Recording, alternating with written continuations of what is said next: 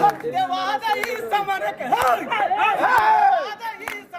ಸ್ವಾಗತಿಸುವೆ ಸತ್ಯವಾದ ಈ ಸಮರಕ್ಕೆ ಸ್ವಾಗತಿಸುವೆ ಹುಡುಕಬೇಡವೋ ಮಾದಿಗಣ್ಣ ಧೈರ್ಯದ ಸಾಗೋ ಬಾರೋ ನಮ್ಮಣ್ಣ ಹುಡುಕಬೇಡವೋ ಮಾದಿಗಣ್ಣ ಧೈರ್ಯವ ಸಾಗೋ ಬಾರೋ ನಮ್ಮಣ್ಣ ಮಾದಿಗಣ್ಣವೋ ಕೇಳೋ ಮಾದಿಗಣ್ಣ ಮಾತನಾಡದೆ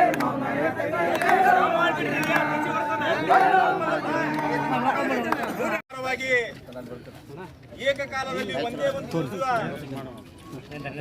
ಕರ್ನಾಟಕ ಸರ್ಕಾರ ವಿಳಂಬ ನೀತಿಯನ್ನು ಅನುಸರಿಸತಕ್ಕಂಥ ಖಂಡಿಸಿ ಎಲ್ಲಾ ಜಿಲ್ಲಾಧಿಕಾರಿಗಳ ಕಚೇರಿಗಳ ಮುಂದೆ ಸಾಂಕೇತಿಕ ಧರಣಿಯನ್ನ ಮುತ್ತಿಗೆ ಹಾಕುವ ಪ್ರಶ್ನೆಗೆ ಕಾಡ್ತಾ ಇದೆ.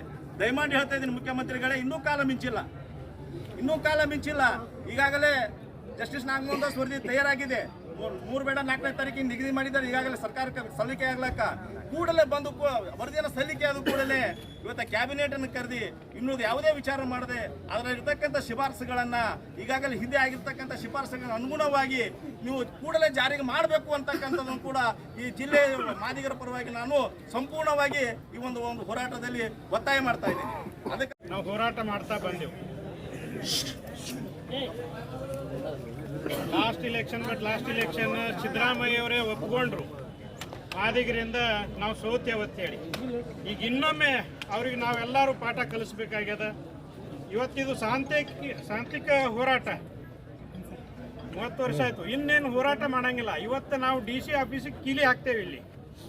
ಇದು ಆದಮೇಲೆ ಇವತ್ತಿನಿಂದ 15-16ನೇ ತಾರೀಕಿನವರೆಗೆ ಯಾವುದೇ MLA ಇರಲಿ, ಮಿನಿಸ್ಟ್ರಿ ಇರಲಿ, ಯಾವುದೇ ಸರ್ಕಾರಿ ಕಾರ್ಯಕ್ರಮ ನಾವು ನಡೆಸಿಕೊಡ್ಲಾರ್ದಂಗೆ ನೋಡ್ಕೋತೀವಿ. ಅದಕ್ಕೂ ಮೀರಿದ್ರು ಅಂದ್ರೆ ಮಾಡಲಿಲ್ಲ ಅಂದ್ರೆ ಒಳಮೀಸಲಾತಿ ಜಾರಿ, ವಿಧಾನಸೌಧ ಮುತ್ತಿಗೆ ಹಾಕಿ ವಿಧಾನಸೌಧಕ್ಕೆ ಕೀಲಿ ಹಾಕ್ತೇವೆ ಅಂತ ನಾವು ಹೇಳ್ತೀವಿ.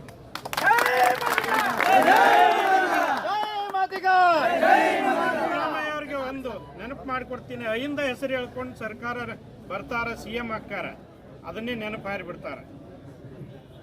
ಈ ಭೂಮಿಯ ಮೂಲ ಪುರುಷರು ನಾವು. ನಮ್ಮನ್ನ ಕೇಳಬೇಡ್ರಿ ಅಂತ ಕೇಳ್ತೇವೆ. ಶಾಂತ ರೀತಿ ಇದ್ದೇವೆ ಇಟ್ಟದನ. ಈಗಿಲ್ಲ.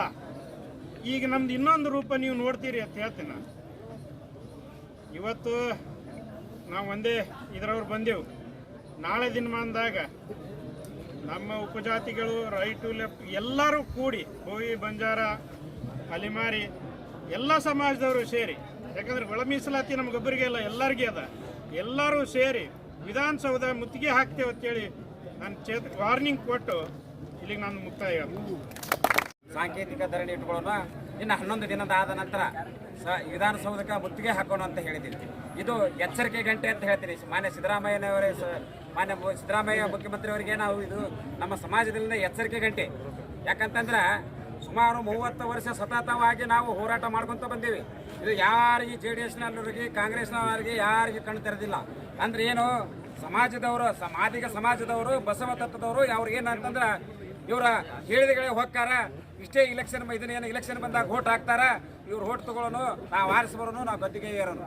ಇದು ಒಂದು ಬಿಟ್ರ ಮತ್ತೆ ಇನ್ಯಾರಲ್ಲಿ ಯಾವುದೂ ಇಲ್ಲ. ಮೀನಾಮೇಷ ಎಣಿಸೋದು.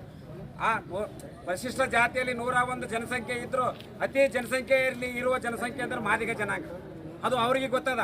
ಯಾಕಂತಂದ್ರೆ ಮಾದಿಗ ಜನಸಂಖ್ಯೆ ಹೆಚ್ಚಿಗೆ ಐತಿ. ಇದನ್ನ ಏನಂತಂದ್ರೆ ಅವರಿಗೆ ನಾವು ಮೀಸಲಾತಿ ಕೊಟ್ಟಿವಿ ಅಂತಂದ್ರೆ ಇನ್ನುಳಿದ ಜನರಿಗೆ ಅನ್ಯಾಯ ಹಾಕೋದು, ಅಥವಾ ಯಾರೋ ಶತ್ರುಗಳಿಂದ ಮಾತು ಕೇಳ್ಕೊಂಡು ನಮಗೇನೈತೆ ಅಂತಂದ್ರೆ ಮೀಸಲಾತಿ ಕೊಡಾಕ ಮೀನಾಮೇಷ ಎಣಿಸಕತ್ಯಾರ. ಅದಕ್ಕೆ ನಾನು ಇವತ್ತ ಈ ಸಾಂಕೇತಿಕ ಧರಣಿ ಮುಖಾಂತರ ನಾನು ಮಾನ್ಯ ಸಿದ್ದರಾಮಯ್ಯ ಮುಖ್ಯಮಂತ್ರಿ ಅವರಿಗೆ ನಾನು ಎಚ್ಚರಿಕೆ ಕೊಡ್ತೀನಿ. ನಮ್ಮ ಸಮಾಜದಲ್ಲಿಂದ ಮುಂಬರುವ ದಿನಗಳಲ್ಲಿ ಇಷ್ಟು ದಿನ ನಾವೇನು ಸುಮ್ಮ ಕುಂತೀವಿ, ಇನ್ನು ಮ್ಯಾಗ ನಮಗೆ ಸಿದ್ದರಾಮಯ್ಯ ಮುಖ್ಯಮಂತ್ರಿಗಳೇ ನಾವು ಸುಮ್ಮ ಕುಂದ್ರಾಕ ಆಗಂಗಿಲ್ಲ. ನಾವು ಮನೆ ಮಠ ಎಲ್ಲ ಬಿಡ್ತೀವಿ. ಆದ್ರೆ ಮಾನ್ಯ ಜಿಲ್ಲಾಧಿಕಾರಿಗಳ ಮುಂದೆ ಉಪವಾಸ ಸತ್ಯಾಗ್ರಹ ಕೊಡ್ತೀವಿ. ಮತ್ತು ಅದೇ ರೀತಿಯಾಗಿ ಮತ್ತೆ ಹೆಚ್ಚಿನ ಹೇಳಬೇಕಂತಂದ್ರೆ ನಾವು ಉಗ್ರವಾರ ಹೋರಾಟ ಮಾಡ್ತೀವಿ. ಇದಕ್ಕೂ ಮಾಡಿಲಿಲ್ಲ ಅಂದ್ರೆ ಎಲ್ಲ ಸರ್ಕಾರಿ ಕಚೇರಿಗಳನ್ನ ಬೀಗ ಹಾಕ್ತೀವಿ. ಬೀಗ ಹಾಕಿ ನಮ್ಮ ದನ ಕರ ಮನೆ ಎಲ್ಲರನ್ನ ಕರ್ಕೊಂಡು ಬಂದ ನಿಮ್ಮ ಇಲಾಖೆ ಮುಂದೆ ನಾವು ಏನಂದ್ರ ಧರಣಿ ಸತ್ಯಾಗ್ರಹ ಕೂಡ್ತೀವಿ. ಮತ್ತು ನಮಗೇನಾದರೂ ಧರಣಿ ಸತ್ಯಾಗ್ರಹ ಕೂಡಿದಾಗ ನಮ್ಮ ಸಮಾಜಕ್ಕೆ ಯಾವುದೇ ರೀತಿ ಅನ್ಯಾಯವಾದ್ರೆ ಇದು ಸರ್ಕಾರ ನೇರವಾಗಿ ಹೊಣೆ ಆಗುತ್ತಂತ ನಾನು ಇವತ್ತು ಹೇಳ್ತೀನಿ. ಇವತ್ತು ಈ ಸಾಂಕೇತಿಕ ಧರಣಿಯಲ್ಲಿ ಎಲ್ಲರೂ ನನ್ನ ಸಮಾಜದವರು ಪಾಲ್ಗೊಂಡರ. ಅದಕ್ಕೆ ನಾನು ಇವತ್ತು ನನಗೆ ಮಾತನಾಡಕ್ಕೆ ಎರಡು ಅವಕಾಶ ಕೊಟ್ಟಂತ ಮನಸ್ಸುತ್ತ ನಾನು ಹೇಳ ಮಾತು. ದಲಿತರೆಲ್ಲ ಒಂದೇ ಎಂದು ಬಗಳ ಬಿಡುವ ಅಣ್ಣಗಿಳರ ಸತ್ಯವಾದ ಈ ಸಮರಕ್ಕೆ ಸ್ವಾಗತಿಸುವೆ ಓ ಅಣ್ಣ. ಸತ್ಯವಾದ ಈ ಸಮರಕ್ಕೆ ಸ್ವಾಗತಿಸುವೆ ಓ ಅಣ್ಣ. ಹುಡುಕಬೇಡವೋ ಮಾದಿಗಣ್ಣ, ಧೈರ್ಯದ ಸಾಗೋ ಬಾರೋ ನಮ್ಮಣ್ಣ. ಹುಡುಕಬೇಡವೋ ಮಾದಿಗಣ್ಣ, ಧೈರ್ಯದ ಸಾಗೋ ಬಾರೋ ನಮ್ಮಣ್ಣ. ಮಾದಿಗಣ್ಣವೋ ಮಾದಿಗಣ್ಣವೋ ಕೇಳೋ ಮಾದಿಗಣ್ಣ. ಮನನಡದೆ ಮಮಯತೆ